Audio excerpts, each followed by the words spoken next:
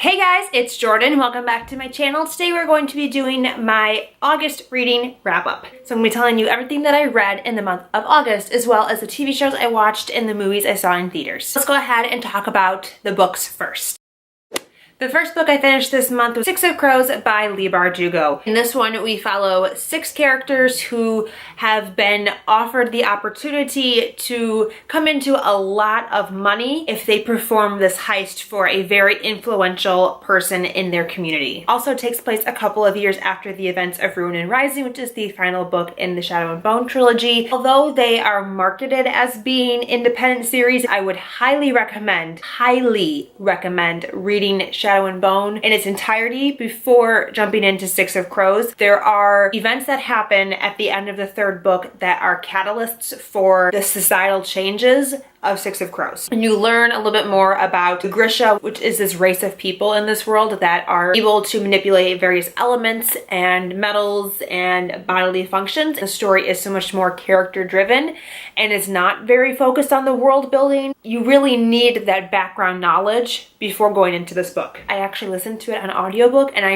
really enjoyed it that way. I really liked the various narrators that they had. I felt like the humor in this book came across much better in audiobook form. I did not realize how funny this book is. I was able to bump up my rating from a 2-star to a 4-star, so I'm very happy that I enjoyed it so much more the second time around. Next, I picked up Geekerella by Ashley Poston. Sorry for the angle change, the quality change, just all the changes. Today's filming has been a struggle. I don't have my memory card because it's at my house. I'm at my parents' house right now. I'm using my mom's memory card, which I just filled up. So now I'm using my phone. So like I was saying, Geekerella. We follow this teenager named Elle who is obsessed with this TV show Starfield. It's very much like Star Trek or Star World in our world. Star World? Oh my lord. She finds out that it's just about to be rebooted as a film franchise. However, the actor that is cast to play her favorite character is a soap opera star. So she writes a blog post about all of her feelings for why she hates this so much. She ends up coming across the blog post and reads it and anonymously comments on it. She goes to this conference to participate in a cosplay contest where she meets the actor playing Carminder and finds out who exactly she's been talking to online. I thought it was such an interesting take on Cinderella. It was very innovative. It was very different. You could totally see where she plucked all the Cinderella staples, but it was done in such a modern, innovative way that it felt like a new story. I really love retellings that do that aren't just like blatant retellings. Kind of reminded me of what a Cinderella story would be like if it included fandom as well. I also really felt like this was a love letter to fandom. You can tell that Ashley Poston has participated in various fandoms. This felt very authentic to what it's like to be a part of a fandom. I would highly recommend this to anybody who is thoroughly invested in nerd culture and loves nerd culture. I think you would really enjoy this. And if you aren't a big fan of contemporaries, but you are a big fan of fantasy and sci-fi, I still think that you would really relate to this and to the main character. And I ended up giving Geekerella a 4 out of 5 stars. And I still wanted some fun summer contemporary reads, but I wanted something a little bit more racy than what I had been reading. I needed something more new adult. So I reached out to my friend Hope from Hope Ortigo and asked her for a super great, sultry, fun summer contemporary. And she recommended I try Sweet Filthy Boy by Christina Lauren. And well, she did not accurately prepare me for this novel. I was looking for a sexy romp through the summer, and I got that and a whole lot more. This is a story about 3 best friends who go to Las Vegas to celebrate their graduation from college. While they're in Las Vegas, they meet these 3 boys who are on vacation. They spend a really wild night in Vegas together, and they wake up the next morning and all of them are married to each other. The various books in the series are companion novels following each of the girls from the friend group and how they deal with the repercussions of marrying a stranger. In this novel we follow Mia and Ansel is a Parisian native, so Mia decides to seize the day and follow Ansel to Paris. I'm never bothered by explicit sex scenes in books. I don't mind them at all, but I was not prepared for the quantity of explicit sex scenes in this book. I was not accurately warned, not that I need to be warned, but I would have liked to have a heads up saying, oh, by the way, Jordan, there's probably like 20 sex scenes in this book and they're pretty descriptive, so that I knew to not read this book in public, you know? And so I'm warning you to not read this book in public. And the thing is that it still had a really great story underneath it. It did have a lot of romance, sexcapades going on, and I still think that the message and the story and the growth of the two characters and how they find themselves and become better people, reflect on their wants and needs and desires, was a really solid story. Did that sentence even make sense? What I'm trying to say is that there was still actually good content. There was actually still a good story, a good relationship. I liked this so much more than I was expecting. Probably my favorite new adult book that I've ever read. And I end up giving Sweet Filthy Boy a 5 out of 5 stars. After I finished that book, I decided to listen to Sweet Filthy Morning After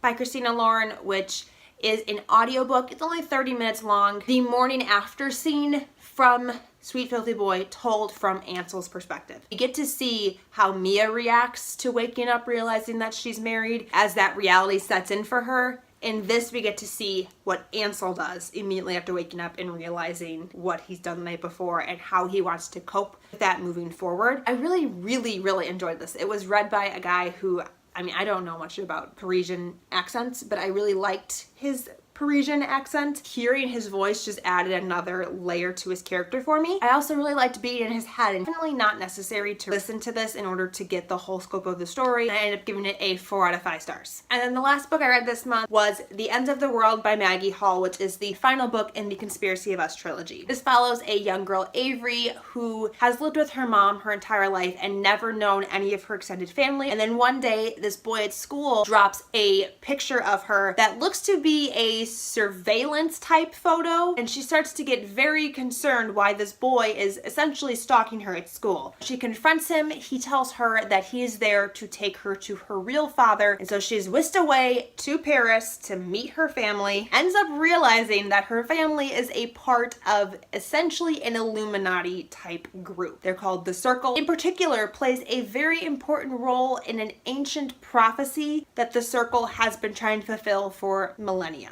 I really enjoyed the final book. There was a lot of really great development in it. I really liked how the characters progressed. I liked how the relationships progressed. I finished it feeling like I still wanted more, not because anything in this book wasn't satisfying. I just loved the concept so much, and I really liked the characters so much that I want like a spin-off or a continuation in some way. I did have a little bit of a hard time getting into this one. It took me about 4 days to read 80 pages, but then once I hit that 80-page mark, I sped through this book in 1 day. And even though the treasure hunting quest aspect of the series ended fairly early on in this book, which was honestly my favorite part of the series, I really felt that the characters and their connections and the implications of their decisions carried through to the end of the book. So it wasn't just like a gimmicky treasure hunting novel. There was still a very substantial story behind that. There's a very heavy presence of science in this novel. I don't think it was explained or articulated very well.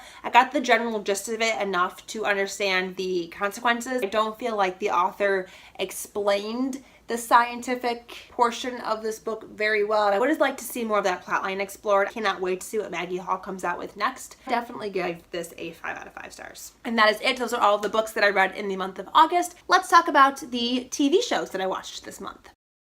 So this month I only watched one TV show, and that was, of course, Game of Thrones. I can't articulate my feelings. Didn't know I just got back from BookNet Fest, the group that I was there with. We talked about Game of Thrones a lot. 3 hours at a time a lot. We did 2 tag videos on Game of Thrones. We had like a discussion every evening on Game of Thrones.